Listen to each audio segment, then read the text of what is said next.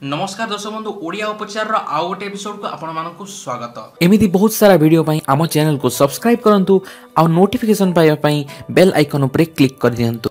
केबे आपण सांग मान आगे अपमानित होइचंती कि कारण आपण को मुहर स्मेल आसुची आ आपण को दांत गुड़िक येलो अच्छी किंतु आपण बहुत ट्राई करथिबे याको ठीक करिया पई किंतु बहुत गुडे जिंस ट्राई कला परे मध्य या ठीक हे न थाए सेही प्रॉब्लम डी हमें सॉल्व कर दीचु। आज आपण को हमें नहीं कि आसु एमिति गोटे उपाय जहां आपण दांत गुड़ी को मुक्ता परि सुंदर कर दबो।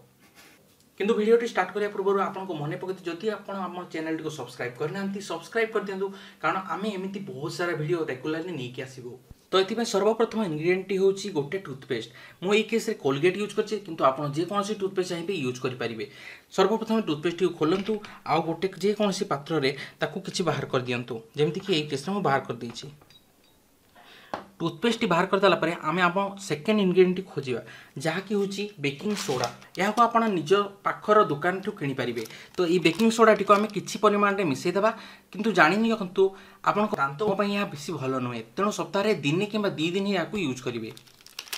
आम टे बेकिंग सोडा ये मिसेदेवा जमी आप देखिए मुझे मात्र मिसे अच्छी। आम थर्ड इनग्रेडिएंट हूँ लेंबू। लेंबू आम स्वास्थ्य पे बहुत भल यह आम दांत को पूरा सफा करदेव। तो लेंबू को आप भल भाव गोटे छुरी में काटी दिंतु जमी मुझे काटी देछि। काटिदेला लेंबू रसटी को एठारे चिपुड़ी दिंतु जमी आप देखिपुंट मु लेंबू रसटी भल भाव चिपुड़ी देछि। एबे आपण सी पेस्ट को भल भाव मिसई दिंतु।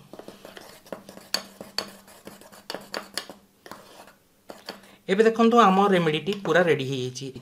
आपण या निज दांत लगातु किंतु भल कि मन रखु सिंपली मसाज करेंगे या भल भाव ब्रश करवा जरूरी नहीं।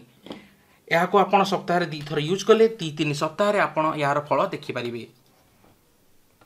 आशा कर सांग आपको ये वीडियो भल लगी जदि आपको ये वीडियो भल लगी आपको वक्तव्य आ मंतव्य आमको कमेंट सेक्शन निश्चय बताइए। या छड़ा ये चैनल को सब्सक्राइब करवा निश्चय भूलें।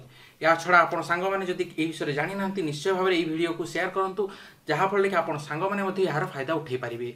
आज एति अन्य एक एपिसोड पुणी देखा से जाए गुड बाय।